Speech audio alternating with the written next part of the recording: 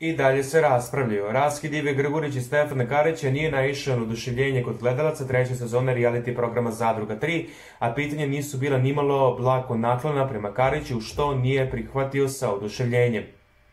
Stefan i Iva popričali su nakon emisije Vidno tučini, a savjetovao ih je iskusni cimer Marko Njušević.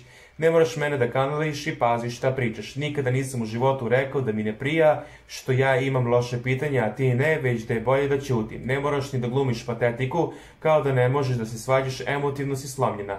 Da tebi ne prija što ti ljudi prilaze da te pitaju kako si, ti bi se sada ponašala normalno, govorio Stefan. Ja se sada ponašam prirodno jer se osjećam loše. Naravno da mi nije bilo prijatno zato što sam u neizvesnosti, što ne želiš da pričaš sa mnom, jednostavno mi je loše, rekla je Iva. Popričajte, morate da popričate zbog vas. Zato što smo ovdje još 7,5 meseci, verujte mi, ne pričam vam bez razloga, savjetovao ih je Janjuš.